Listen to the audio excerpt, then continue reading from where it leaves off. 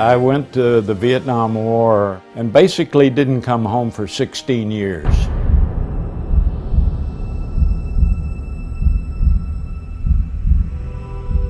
You'd be on an operation and when you hook up with some company and they take a break for a smoke and the guy next to you says, who are you?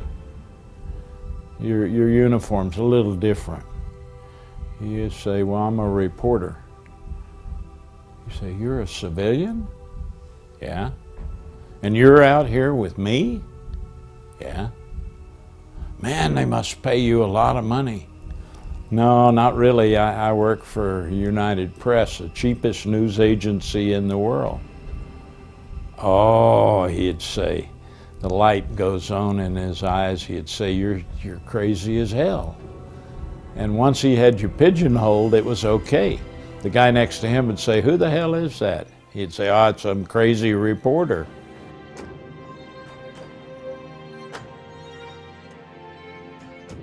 I look at the battlefields that I was on, and I think it was, just miraculous that I was not wounded or killed. I had not a scratch on me in half a dozen wars and revolutions that I covered as a reporter. And I don't understand why it's so. I never will. People were killed standing right beside me. Two of us jumped up to run into the napalm fire and pull these boys out who were on fire. And the other guy who jumped up was a medic, and he was shot and killed before he could get there. I jumped up and ran into the fire and got Jim Nakayama and brought him out of that fire. Not a scratch, not a scratch.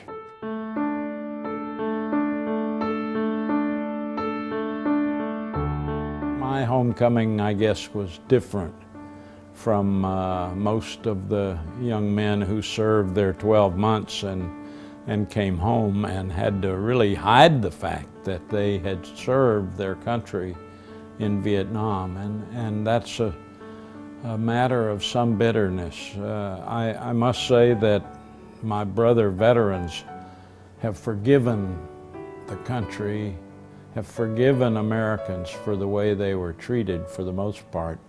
I'm not sure I have. I'm still bitter on their behalf.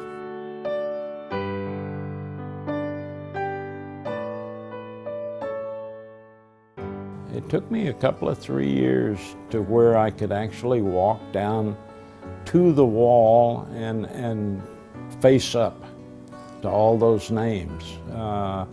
For the first couple of years, I sat up in the trees. There's some benches up there, and you kind of get the feel of the majesty of the wall, but not the details. The details are sometimes very hard.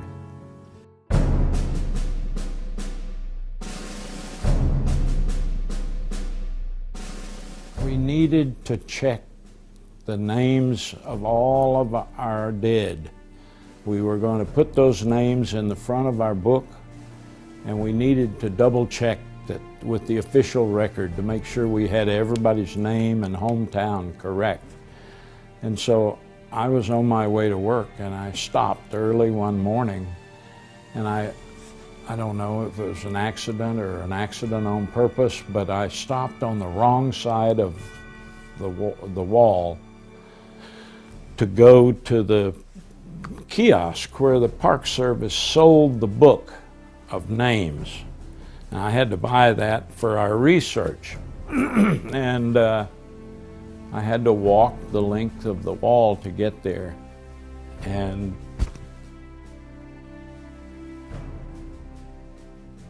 I came to panel 3 East with 305 names. And I now, because of our research, I knew every one of them. I knew every one of them. I knew his family. I knew what his dreams were. And I just froze.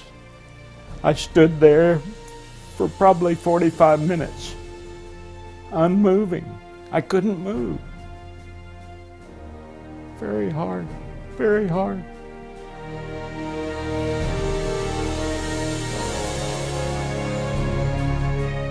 The wall offers a good deal of healing.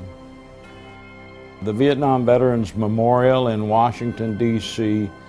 is the most popular of the memorials in our nation's capital. More people go every year to visit there, and busload after busload after busload of school children.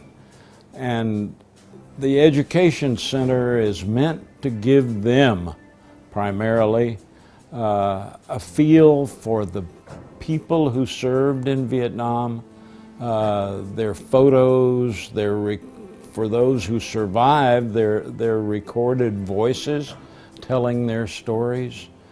I think this is vastly important in teaching the kids of succeeding generations what this war was all about and why it was such a bitter experience in our country. These is important lessons to be learned. You know, the 58,000 names on that wall, there are 1 million people who have some tie to one of those names. You drop that rock in the water and the ripples that reach out from it go very, very far indeed, and there are people who will cry themselves to sleep every night for a lifetime over one of those names. So powerful, and such a price is paid.